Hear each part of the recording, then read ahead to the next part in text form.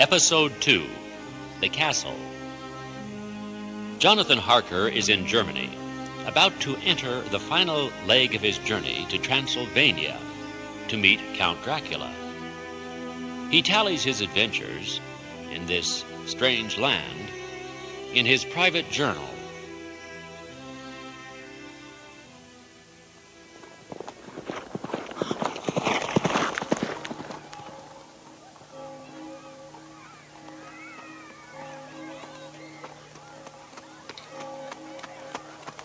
May, Bistritz. It was on the dark side of twilight when we got to Bistritz, which is a very interesting old place, being practically on the frontier, for the Borgo Pass leads from it into Bukovina. Count Dracula had directed me to go to the Golden Krone Hotel. I was evidently expected, for when I got near the door, I faced a cheery-looking elderly woman in the usual peasant dress of white undergarment with long double apron, front and back, fitting almost too tight for modesty. When I came close, she bowed and said, "The Herr Englishman?" Yes, Jonathan Harker? I have for you this letter. Thank you. Bitte schön. My friend, welcome to the Carpathians. I am anxiously expecting you. Sleep well tonight. At 3 tomorrow, the diligence will start for Bukovina. A place on it is kept for you. At the Borgo Pass, my carriage will await you and will bring you to me. I trust that your journey from London has been a happy one and that you will enjoy your stay in my beautiful land. Your friend, Dracula.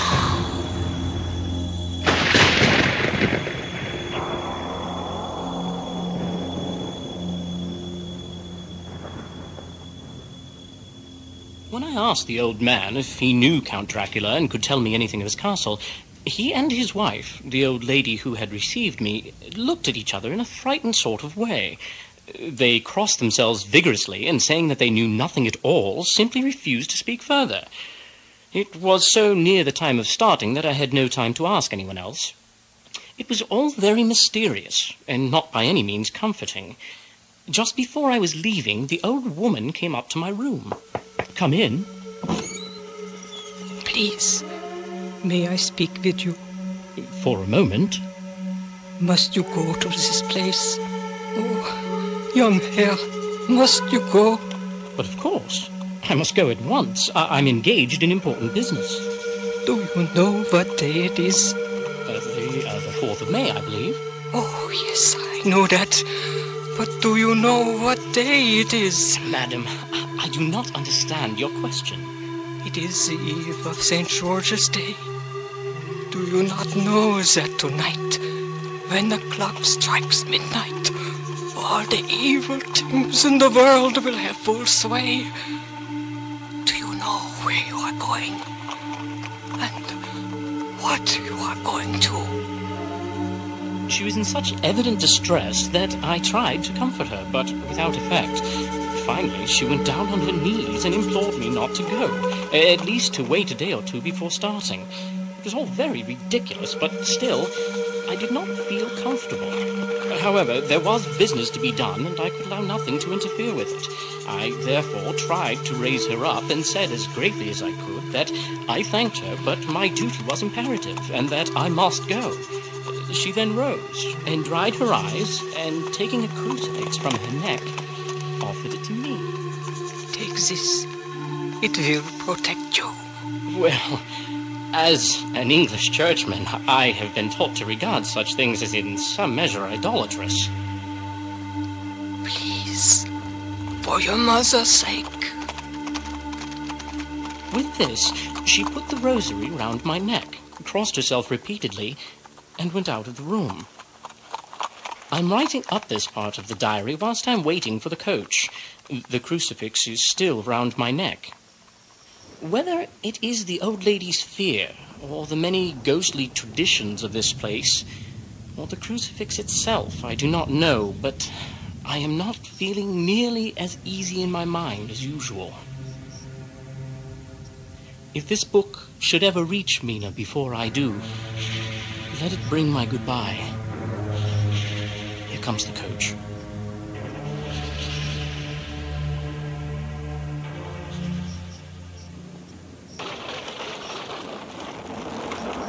Our driver cracked his big whip and we set off on our journey.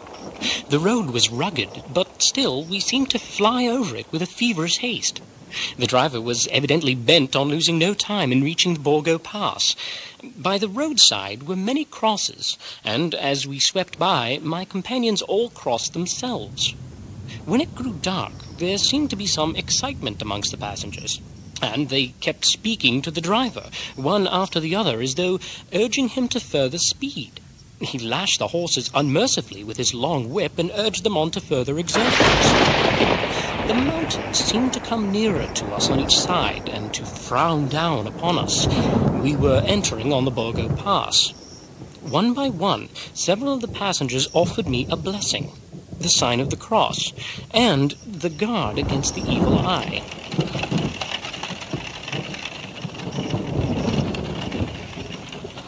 The driver came to a stop, and we stood silently in the blackness of the night. Then the driver leaned forward, and on each side the passengers, craning over the edge of the coach, peered eagerly into the darkness. I was now myself looking out for the conveyance which was to take me to the Count. Each moment I expected to see the glare of lamps through the blackness, but all was dark. The only light was the flickering rays of our own lamps, in which the steam from our hard-driven horses arose in a white cloud.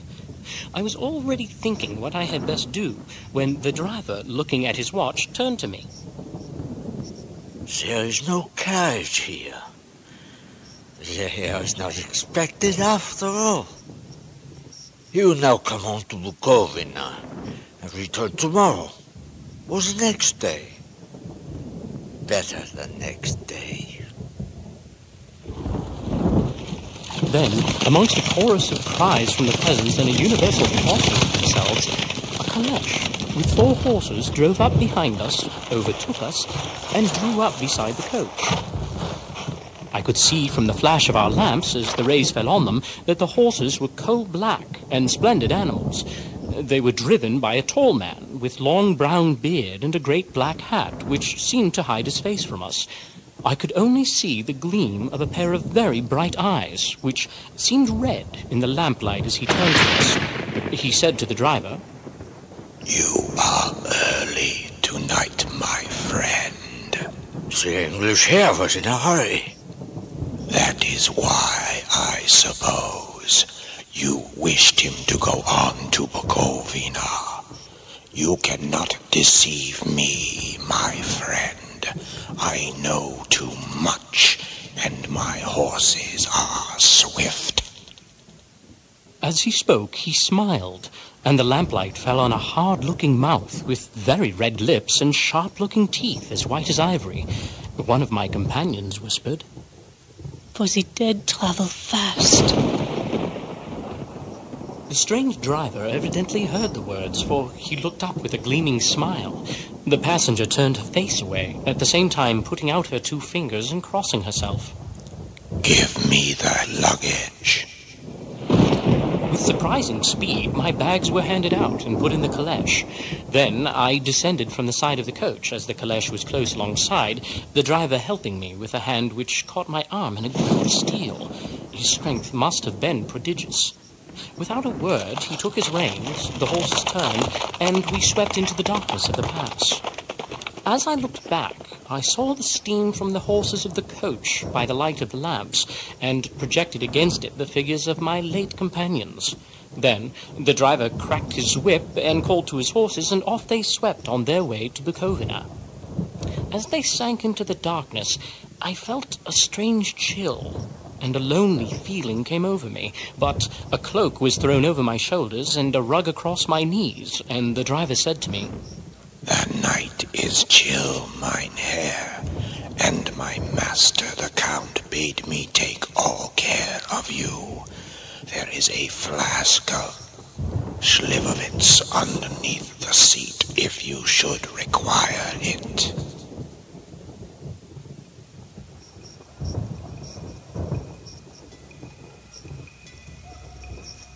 The carriage went at a hard pace straight along. Then we made a complete turn and went along another straight road. I was curious to know how time was passing, so I struck a match and by its flame looked at my watch. It was within a few minutes of midnight. A dog began to howl somewhere far down the road, a long, agonized wailing as if from fear. The sound was taken up by another dog, and then another, and another, till, borne on the wind, which now sighed softly through the pass. Suddenly, away on our left, I saw a faint, flickering blue flame. The driver saw it at the same moment. He at once checked the horses and, jumping to the ground, disappeared into the darkness. I did not know what to do, the less as the howling of the wolves grew closer. During his absence, the horses began to tremble worse than ever. I could not see any cause for it, for the howling of the wolves had ceased altogether, but just then the moon appeared, and by its light I saw around us a ring of wolves with white teeth and lolling red tongues.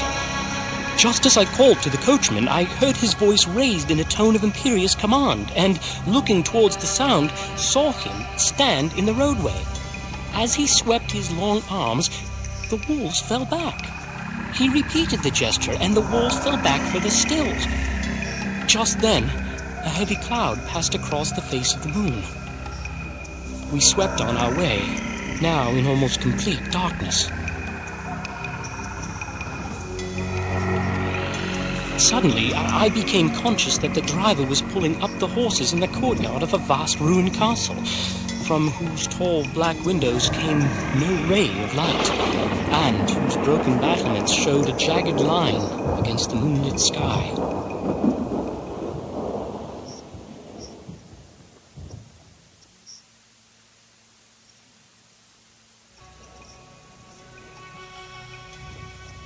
Just as I descended the calèche, the horses started forward, and, trap and all, disappeared down one of the dark openings. I stood in silence where I was, for I did not know what to do. What sort of place had I come to, and among what kind of people? Just then I saw through the chinks the gleam of a coming light. There was the sound of rattling chains and of massive bolts drawn back.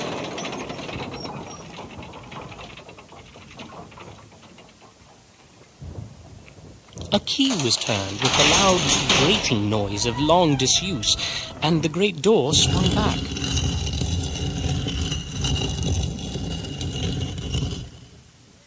Within stood a tall, old man, clean-shaven save for a long white moustache, and clad in black from head to foot, without a single speck of color about him anywhere.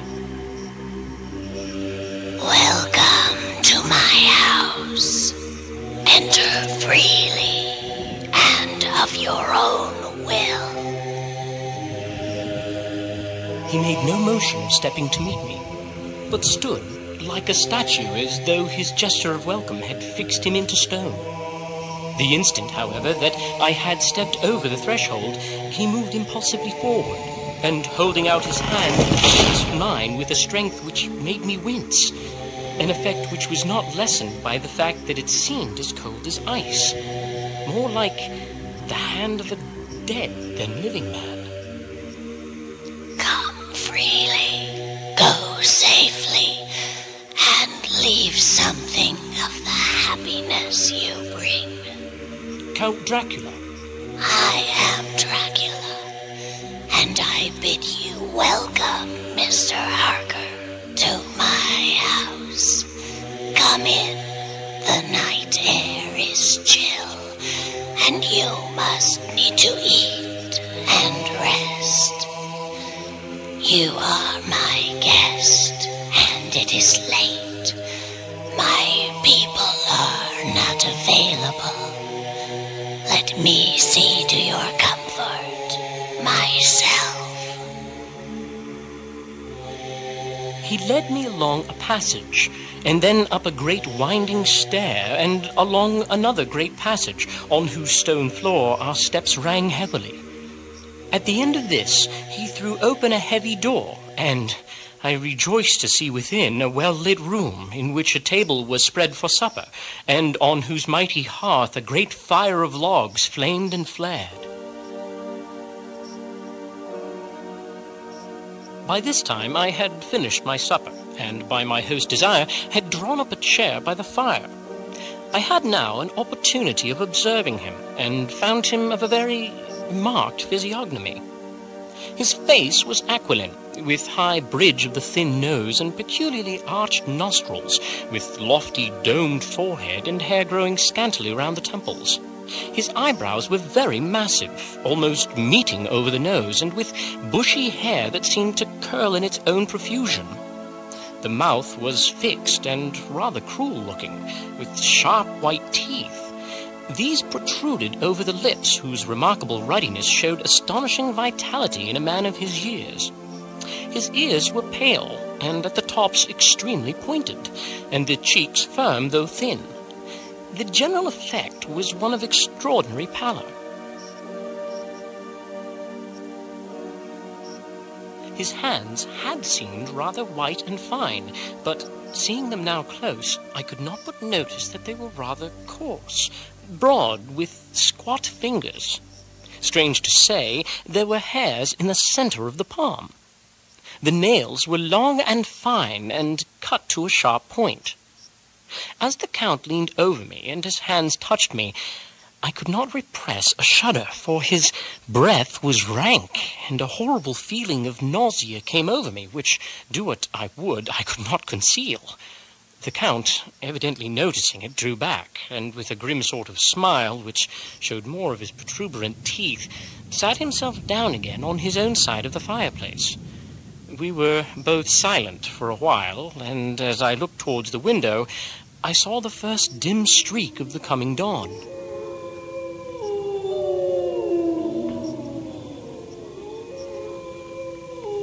The wolves. Listen to them, the children of the night. What music they make. My dear Count. Ah, sir, you dwellers in the city cannot enter into the feelings of the hunter.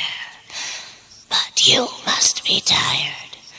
Your bedroom is all ready, and tomorrow you shall sleep as late as you will.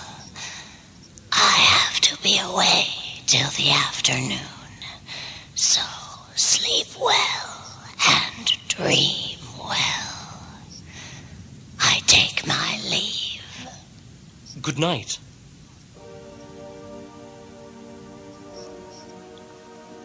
I am all in a sea of wonders. I doubt, I fear, I think strange things, which I dare not confess to my own soul. God keep me, if only for the sake of those dear to me.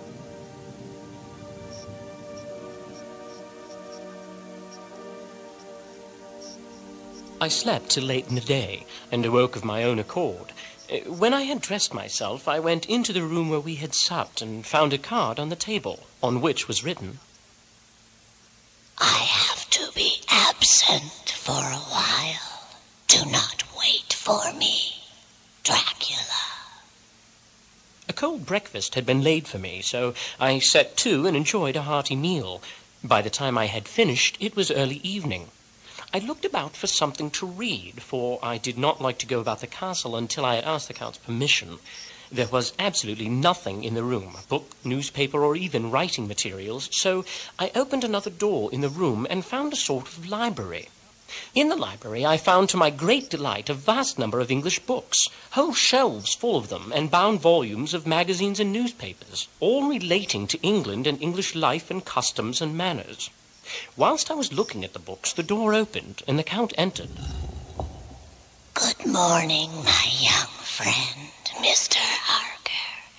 I trust you have had a good night's rest. Why, yes, I did. Thank you.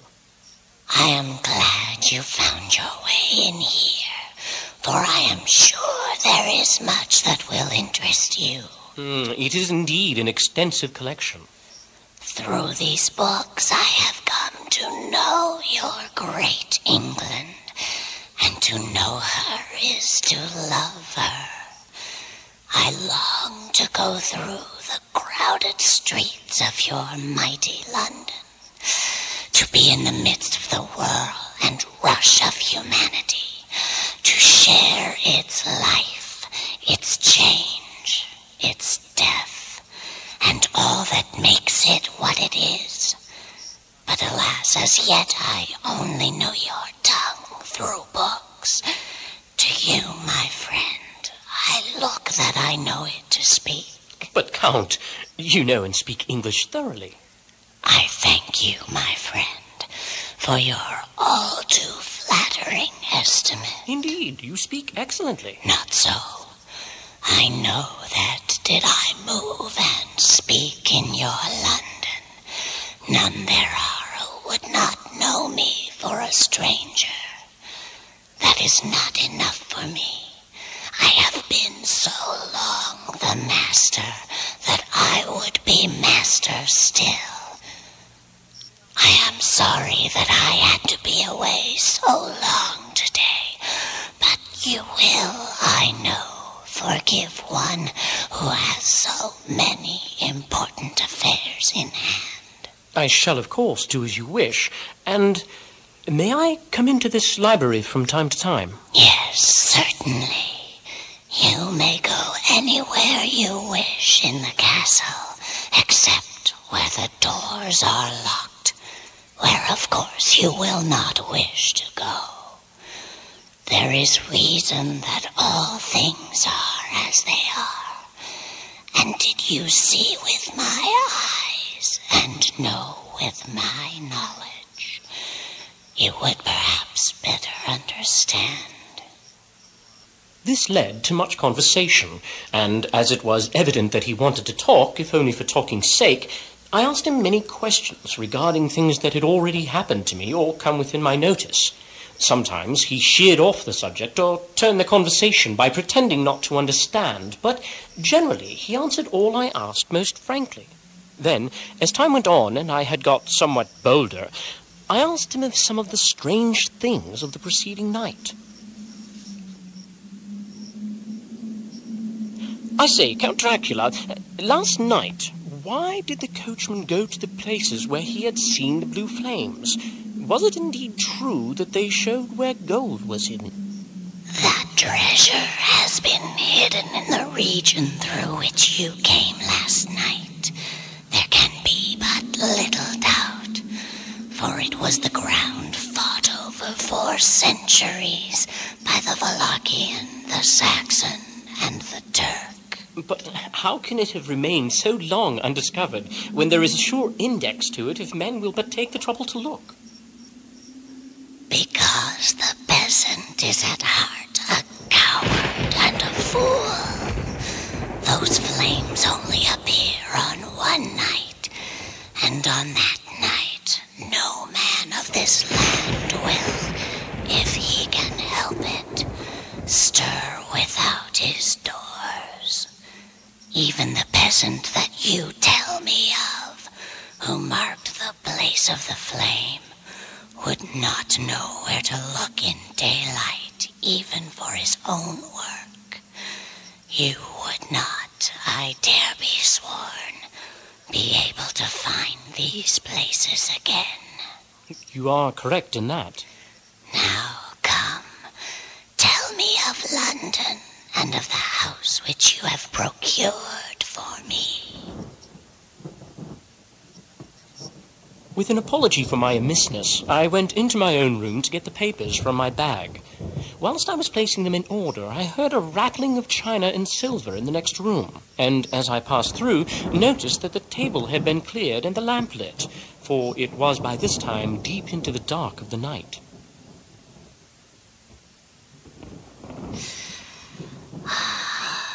The sun sets and the world becomes alive. But I digress.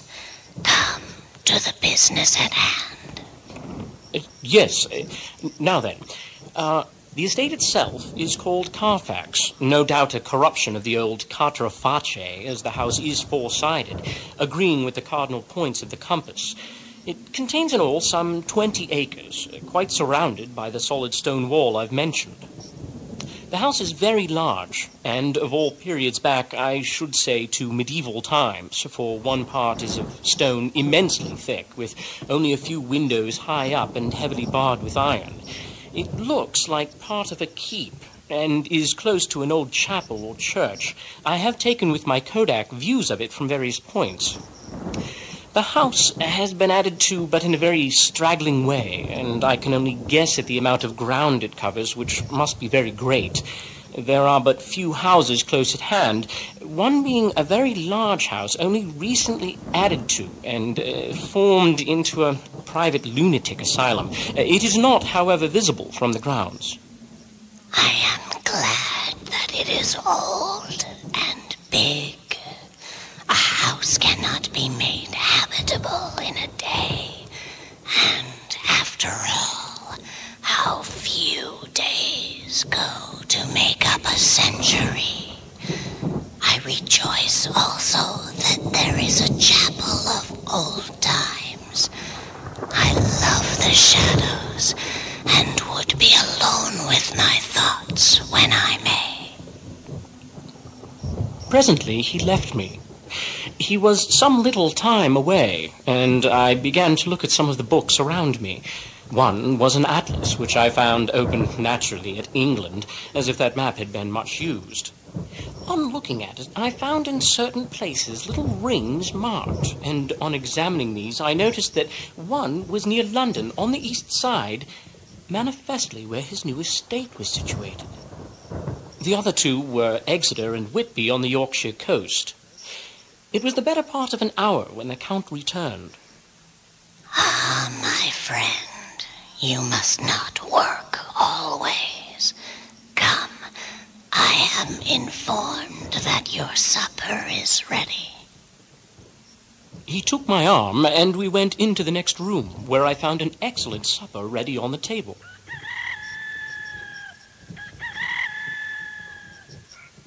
Why, there is the morning again. How remiss I am to let you stay up so long. You must make your conversation regarding my dear new country of England less interesting, so that I may not forget how time flies by us. With a courtly bow, he quickly left me. I went into my own room and drew the curtains, but there was little to notice. My window opened into the courtyard.